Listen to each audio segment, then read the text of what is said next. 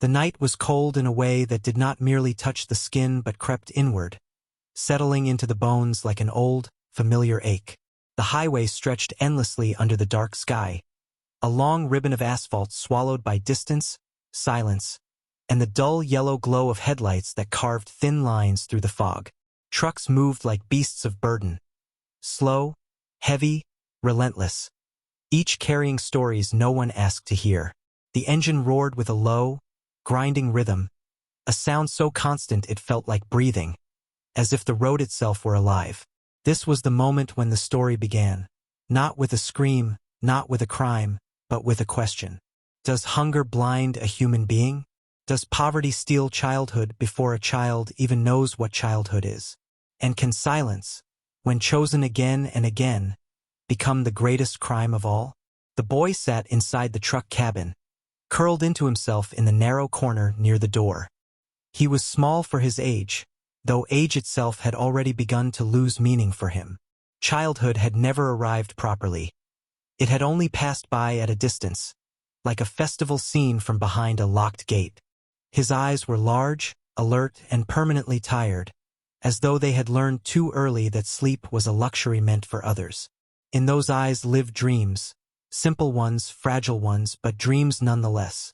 And yet his pockets were empty. His hands were rough with work, but his heart carried a quiet, constant fear. He had learned to sit still, to speak less, to observe more. Survival had taught him that much.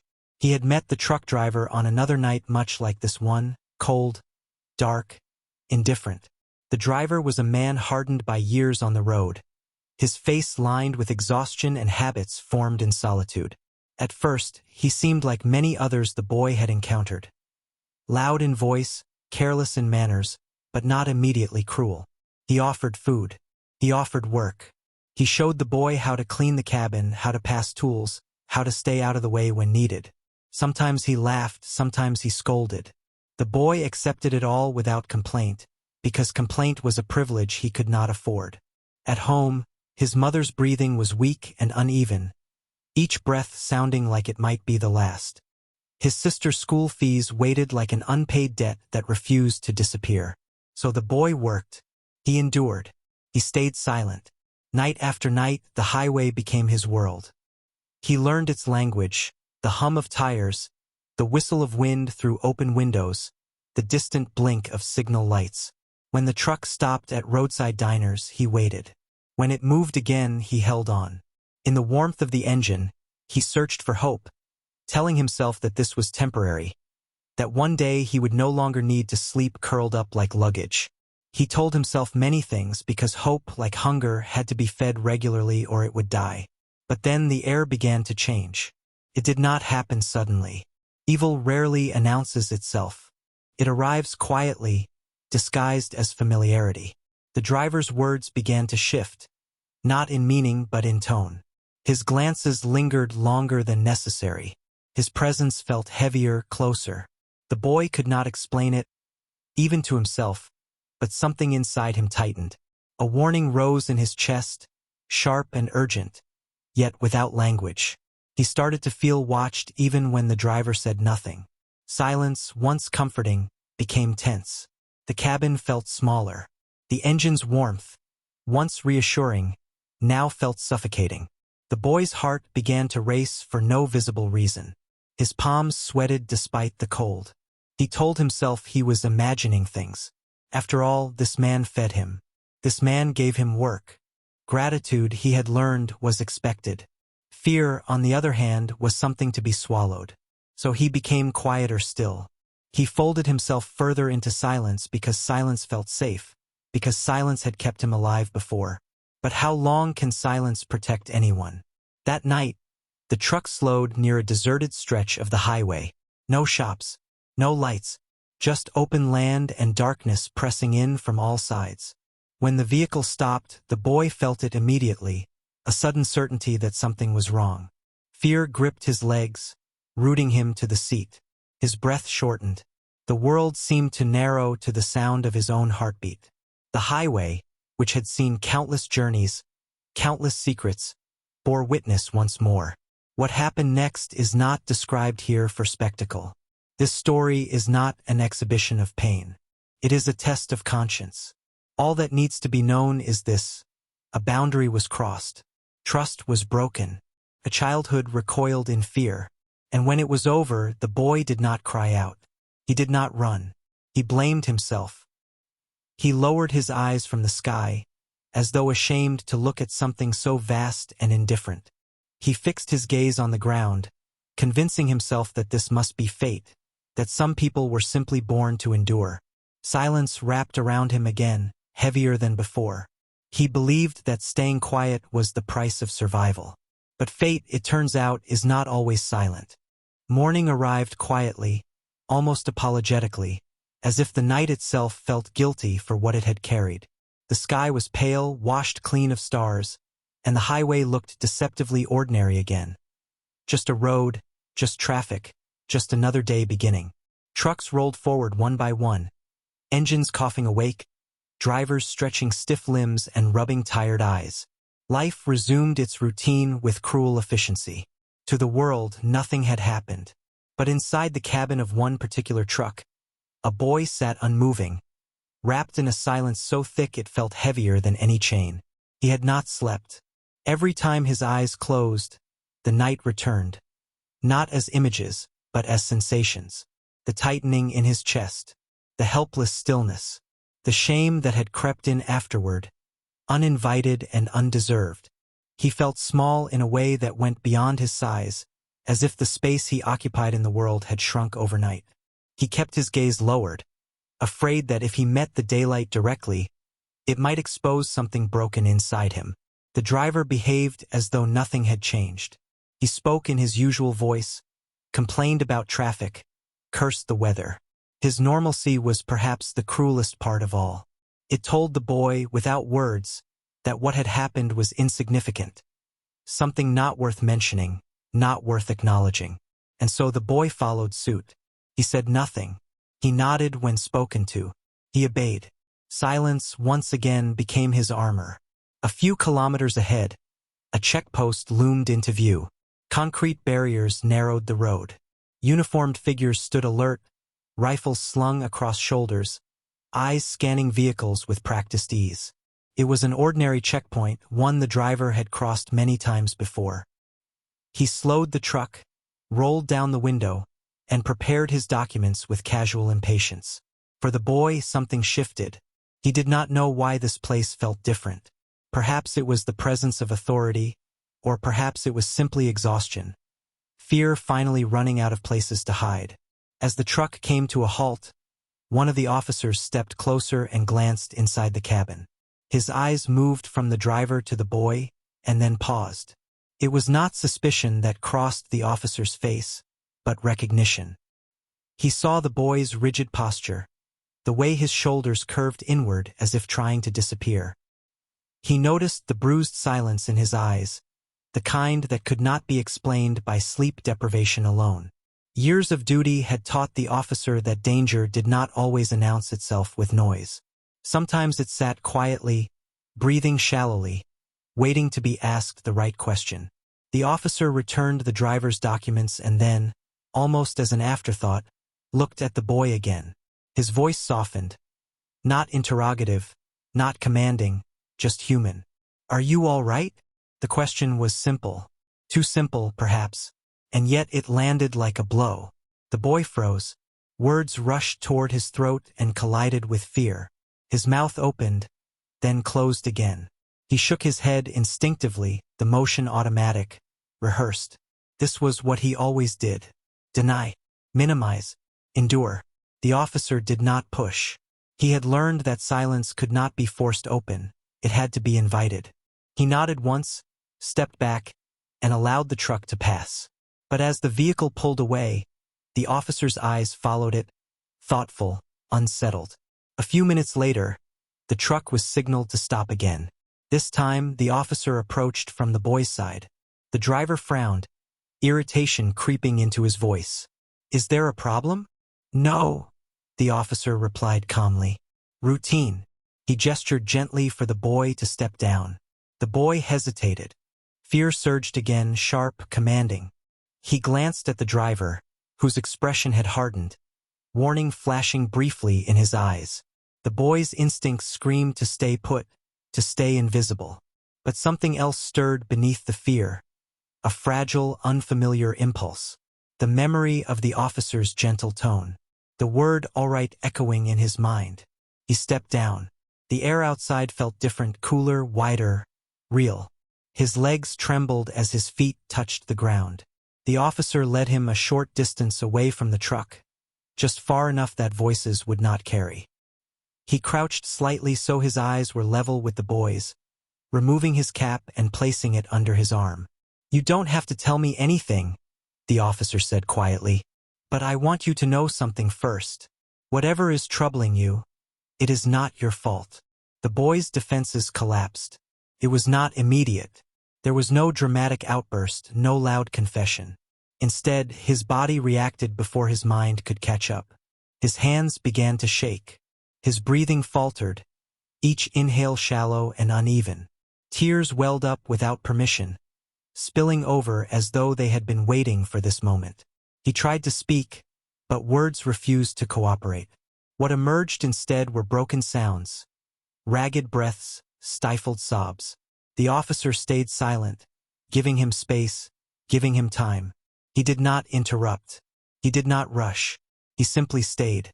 And then, slowly, the truth surfaced. Not in sentences, but in fragments, in gestures, in pauses heavy with meaning. The boy did not describe events. He described feelings, fear, confusion, shame, the crushing belief that he had done something wrong by existing, by needing, by trusting. That was enough. The officer's jaw tightened, not with anger but with resolve. He straightened and called for his superior. Procedures began, not hurried, not violent, but firm and irreversible. The driver was separated, questioned, detained. The truck, once a moving prison, stood silent by the roadside. The highway watched. Statements were taken. Witnesses were sought. Evidence was gathered with care and respect. The boy was not treated like a problem to be solved, but like a person to be protected. A medic was called. A blanket was placed around his shoulders. For the first time in a long while, someone asked him what he needed. News traveled quickly through official channels. Child protection services were notified. Legal processes activated. The system, often criticized for its slowness, moved with rare urgency. Perhaps because this time the signs had been read early. Perhaps because one officer had chosen to listen to silence instead of dismissing it. The driver, who had believed himself untouchable, now sat under questioning lights. His confidence dissolved under scrutiny. The road that had once shielded him with anonymity now exposed him to consequence. The same highway that had carried his secrets carried justice too. As the day unfolded, the boy was taken somewhere safe. Clean clothes replaced worn ones. Food arrived, not hurried scraps, but a proper meal, offered without conditions. A doctor examined him gently. A counselor spoke to him softly, explaining that fear was a normal response, that silence was not guilt, that survival did not make him complicit. Hours passed. The sun climbed and began its descent again. Somewhere far away, his mother received news, not in the form of accusation, but reassurance. Help was arranged. Support extended. The burden the boy had carried alone began, slowly, to lift. That night, as he lay on a clean bed beneath a quiet ceiling, the boy stared upward, not in shame, but in disbelief. For the first time, the sky did not feel like something he had to apologize to. He did not yet understand justice. He did not yet trust safety. But a small, cautious thought took shape in his mind. Maybe silence is not the only way to survive. Truth does not arrive like thunder. It comes on hesitant feet, unsure whether it will be welcomed or turned away. For the boy, truth was no longer something locked inside his chest, but it was not yet free either. It hovered around him, present, heavy, exhausting.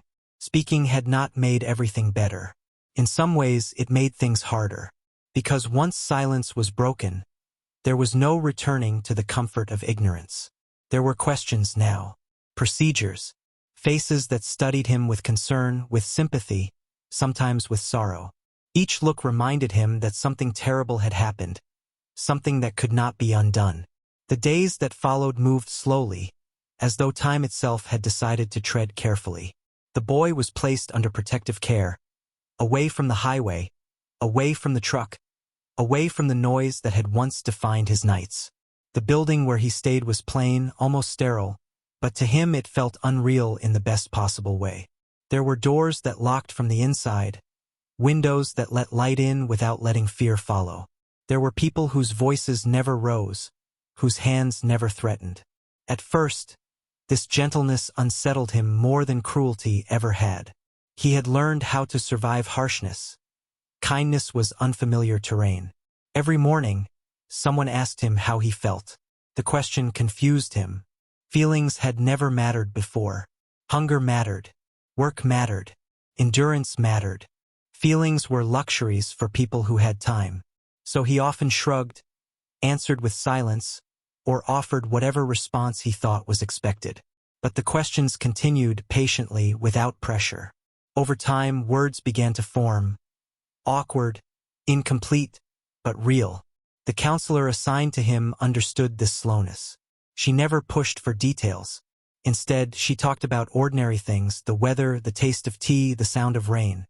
Slowly, she explained what fear does to the body, how trauma hides in muscles and breath, how guilt often settles where it does not belong.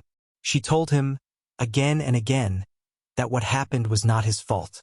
Each repetition chipped away at the lie he had carried for so long. Meanwhile, the machinery of law moved forward. Statements were recorded, timelines constructed, evidence examined. The driver's confidence unraveled under consistent questioning. Stories contradicted themselves. Gaps widened. What he had believed was invisible now stood exposed under procedural light. The road that had once offered him anonymity had delivered him into accountability. The boy was asked if he would be willing to testify. The word alone filled him with dread. Testify meant speaking. Speaking meant remembering. Remembering meant reliving. His body reacted before his mind could process the request. His chest tightened. His hands curled into fists. For a moment he considered retreat, refusing, withdrawing, letting the system handle things without him.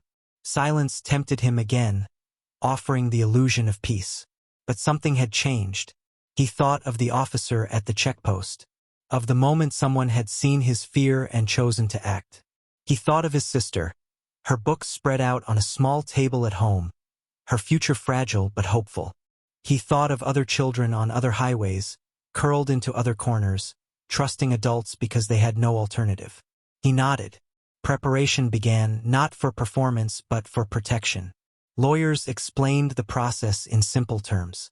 Support workers rehearsed questions, not to trap him, but to empower him. He was told that he could pause, breathe, ask for breaks. He was told that his worth did not depend on perfect words. That truth did not require elegance, only honesty. The day of the hearing arrived without ceremony. The courtroom was not dramatic. It was quiet, formal, restrained. The driver sat at one end, smaller than the boy remembered, his posture tense, his eyes restless. The boy sat elsewhere, surrounded by people whose presence formed a silent shield. When he stood to speak, his legs trembled, but they held. He spoke slowly. He did not narrate everything. He did not have to. He spoke of trust, of confusion, of fear that had no name at the time. He spoke of silence and how it felt safer than resistance until it wasn't. His voice shook, cracked, paused. The room listened. No one interrupted. No one rushed him. In that space, his words were not questioned, they were received. The driver avoided his gaze. Outside the courtroom, the highway continued to exist. Cars passing, engines humming, people traveling with destinations and distractions. Most of them would never know what had unfolded inside those walls.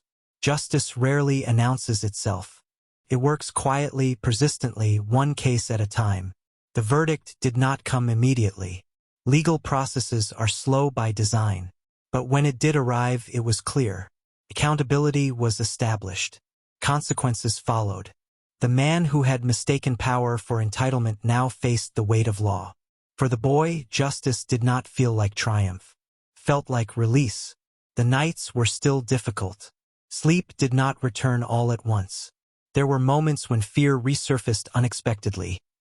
In loud noises, in confined spaces, in the smell of diesel.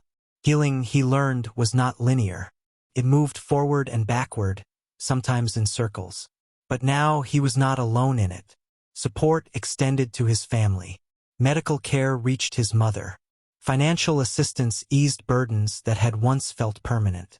His sister returned to school without fear of interruption. Small changes, perhaps, but to the boy they felt monumental. One afternoon, he stood outside and watched the road from a distance. The highway no longer defined his life, but it still existed, vast, indifferent, full of stories. He realized then that roads do not choose what they carry. People do. And people also choose what they confront. For the first time, he allowed himself to imagine a future that did not revolve around survival alone. It was an unfamiliar thought, fragile and tentative. But it was there. Truth had learned to walk, and it was no longer afraid. Justice is often imagined as a destination. A final door that once crossed ends the journey.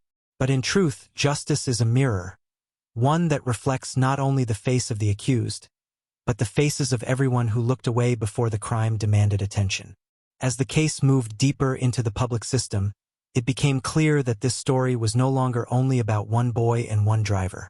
It was about a society that had grown accustomed to children working in shadows, about roads that carried not just goods but forgotten lives, about how easily vulnerability was mistaken for consent. The courtroom proceedings began to draw quiet attention. Not headlines, not outrage-driven debates, but murmurs, conversations in offices, questions among officials, uneasy reflections among those who had seen similar boys before and chosen not to ask.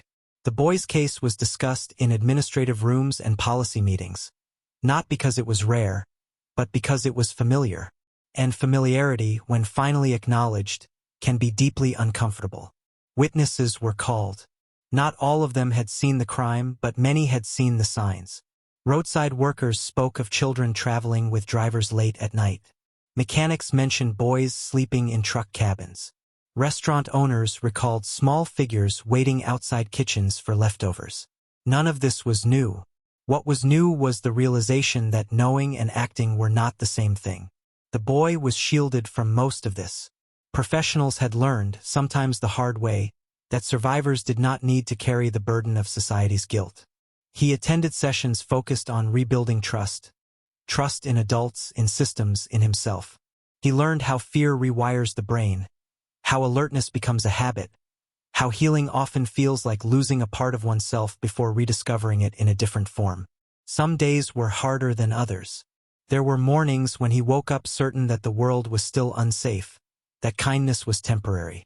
On those days, progress felt like a lie people told to make themselves feel better. But then there were other days, quiet victories. The first time he laughed without immediately checking his surroundings. The first night he slept through without waking in panic. The first time he said no without apologizing. Meanwhile, the driver's defense attempted familiar strategies. They questioned circumstances. They implied misunderstandings. They tried, subtly, to redistribute responsibility. The courtroom listened, but it did not accept distortion as truth. Evidence stood firm. Patterns emerged. The narrative the driver had relied on, one of power without accountability, collapsed under scrutiny. The verdict reaffirmed what should never have been in doubt. Exploitation is not ambiguity. Silence is not consent. A child's fear is not a misunderstanding. Beyond the legal outcome, something else began to shift. Training sessions were introduced for highway police, focusing on behavioral indicators rather than just documents. Awareness campaigns quietly expanded. NGOs used the case without names, without details, as a teaching point. Not for spectacle, but for prevention. The goal was not punishment alone, but interruption. The boy's story became part of a larger conversation. How many children disappear into labor because survival leaves no alternatives? How often do adults mistake obedience for willingness? How many times does society demand proof from the vulnerable while offering benefit of doubt to the powerful? For the boy, these questions were abstract. What mattered to him was simpler and far more difficult, learning to live without fear as his primary compass. He returned to school, not as a formality but as a choice. Sitting in a classroom felt strange at first. The noise, the closeness, the authority figures, it all stirred old instincts. But slowly, education stopped feeling like something he had missed and started feeling like something he deserved. One afternoon, during a routine counseling session, he was asked a question that caught him off guard. "What do you want to be?" He stared at the wall for a long time before answering.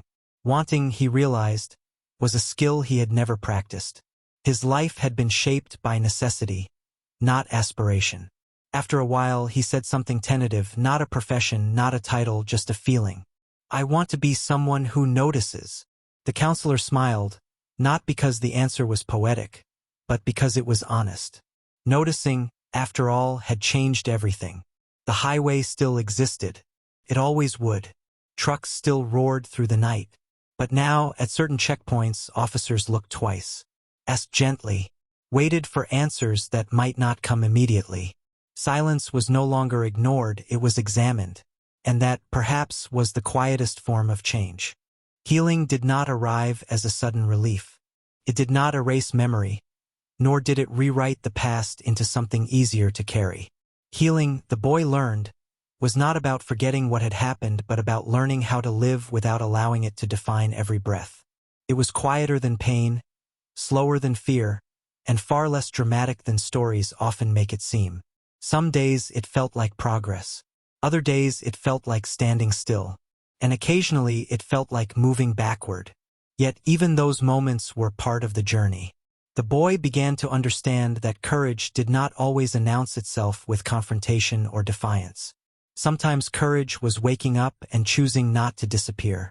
Sometimes it was speaking when silence felt easier. And sometimes it was allowing oneself to be seen, truly seen, without armor. He continued his sessions with the counselor, though now the conversations shifted. They spoke less about the event and more about the world beyond it. About boundaries. About trust as something that could be rebuilt, slowly, selectively. About anger, not as something dangerous, but as something informative. He learned that anger, when acknowledged, could become protection rather than destruction. There were setbacks. Loud engines still made his muscles tense. Confined spaces still triggered unease. Certain smells carried him backward without warning.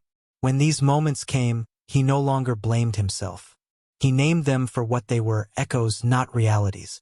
And each time he did, their grip weakened just a little. At school, he struggled at first. Concentration came and went. He sat near exits. He avoided attention. But teachers had been informed, carefully, respectfully, and accommodations were made without singling him out. For the first time, support did not come at the cost of dignity. Friendships formed slowly. He watched before he engaged, listened before he spoke. When classmates laughed, he studied the sound as if trying to learn its rules. Eventually, laughter found him too. Not forced, not nervous, but genuine. Surprised him every time. His mother's health stabilized with treatment. The constant fear of losing her loosened its hold. His sister thrived in school, her curiosity unburdened by the weight he had once carried alone. The household, once defined by survival, began to experience moments of ordinary peace. Shared meals, quiet evenings, plans that extended beyond the next day. Occasionally, the boy thought about the driver, not with rage, not with obsession, but with clarity. He understood now that what had happened was not caused by chance, nor by his own vulnerability, but by a choice made by someone who believed power excused harm. That understanding freed him from the last traces of misplaced guilt. He was invited once to speak at a small awareness session, not to recount details but to share insight. He declined at first. The idea of being seen as a symbol unsettled him. But later, he agreed to attend, not as a speaker, but as an observer. He listened as professionals discussed signs, responsibilities, failures. For the first time, he saw adults learning from what he had survived. that, more than applause or acknowledgement, felt like justice. One evening, standing on a balcony as traffic moved below, he watched headlights stretch into the distance. The highway no longer felt like an enemy. It was just a road capable of carrying harm, yes, but also capable of carrying change. Roads reflected the people who used them. He thought about silence again, not as something evil, but as something powerful. Silence could protect, but it could also imprison. The difference lay in choice. He now understood that his voice belonged to him, not to fear, not to circumstance, not to anyone else. Courage, he realized, was not about being fearless. It was about refusing to let fear decide everything. Every story that begins in darkness must answer one final question. Does the night define what comes after, or does morning reclaim its right to exist? For the boy, the answer did not arrive in a single moment of clarity. It unfolded quietly, through days that stacked themselves into a life no longer ruled by fear. Morning did not erase the night, but it proved that the night did not own him. Years passed. The boy grew not just in height but in presence. His posture changed. His eyes, once permanently alert, learned how to rest. He carried the past with him, but it no longer dragged behind him like a shadow. Instead, it walked beside him, acknowledged, understood, integrated. He learned that survival had been his first skill, but it did not have to be his only one. He chose to study, not because education promised wealth or status, but because knowledge had once saved him. He was drawn to systems, how they worked, where they failed, where silence gathered. He asked questions others overlooked. He noticed pauses in conversation, glances that lingered too long, the way fear reshaped behavior before words ever appeared. Noticing, the thing he had once named as his wish became his strength. Occasionally, he returned to highways not as a child hiding in a cabin, but as a trained observer working with outreach teams. He stood at rest stops, at checkpoints, at places where movement never stopped. He spoke to officers, to drivers, to workers.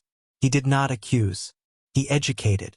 He reminded them that protection did not always begin with evidence, but with attention. Some listened. Some did not. Change, he understood now, was uneven, but even one interruption could redirect a life. He never told his full story publicly. It belonged to him, and he guarded it with care.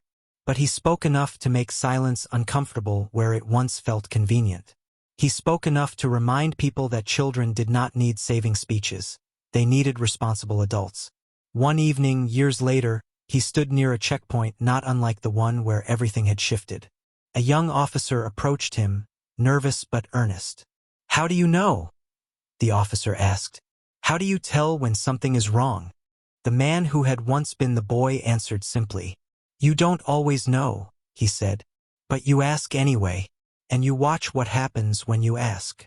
The officer nodded, understanding more than the words alone conveyed. The highway continued its endless stretch. It always would. Carried commerce, journeys, impatience, hope, carried stories, some loud, some hidden. But now, woven into its long memory, was proof of something else. That justice could move quietly, that protection could begin with a question, and that silence, when broken with care, could save a life. This story was never about a crime alone. It was about conscience, about the cost of looking away, about the responsibility that comes with movement, whether across roads, across lives, or across moments where choice matters. If you are hearing this story, remember this. Danger does not always shout. Sometimes it whispers. Safety begins when someone listens. Justice begins when someone speaks. And childhood survives not because it is fragile, but because it is worth defending. The night may grow long.